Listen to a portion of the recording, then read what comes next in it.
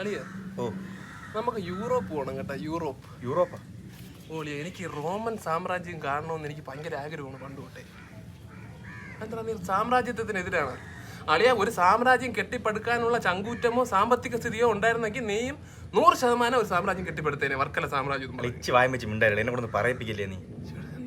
എന്താണ് അതിന്റെ പ്രശ്നം? ക്ലൈമറ്റ് ആണോ പ്രശ്നം? തണുപ്പായിരിക്കും പറഞ്ഞാണ്.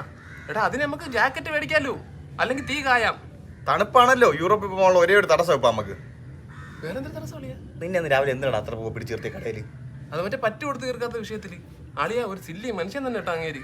വെറും 43 രൂപയുടെ കേസിലാണ് എന്നെ അത്രയും പള്ളു വിളിച്ച അങ്ങേര്. നമ്മളെ ഇല്ലാത്തതുകൊണ്ടല്ലേ അളിയ, ഉണ്ടെങ്കിൽ നമ്മൾ കൊടുക്കൂലേ? അളെ നീ ആദ്യം ഈ 43 രൂപ ഉണ്ടാക്ക്. മോരും വെള്ളം കുടിക്കാൻ വകയില്ലാത്തവനാണ് റോമൻ സാമ്രാജ്യം ഉണ്ടാക്കാൻ പോണത്. അല്ലെങ്കിലും യൂറോപ്പ് എന്ന everyone's cup of tea അല്ലേ അളിയ? അല്ല നമുക്കൊരു ഓൾ ഇന്ത്യ അടിക്കാം, അതാകുമ്പോൾ നടക്കൂല്ലോ. ഇന്ത്യയിലും ഉണ്ടല്ലോ സാമ്രാജ്യങ്ങള്.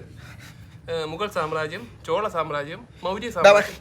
നിനക്ക് ആര് സാമ്രാജ്യത്തെ കൈവശം നിന്നത്? ഇനി ആ വാക്ക് പറഞ്ഞ എന്റെ ചോര അടിച്ചു തോന്നിപ്പിക്കും. എന്റെ ചോള സാമ്രാജ്യം. വാഗമൺ പോയാലോ? കുട്ടിക്കാണം. പൊന്മുടി പോവാം. പൊന്മുടി അവിടെ ആരുടെ സാമ്രാജ്യമൊന്നുമില്ല, പക്ഷെ നമുക്ക് അതിനുള്ള സാമ്പത്തികം ഉണ്ട്. സൗകര്യപ്പെടുവോ സാറിന്? വലിയ ഉപകാരം.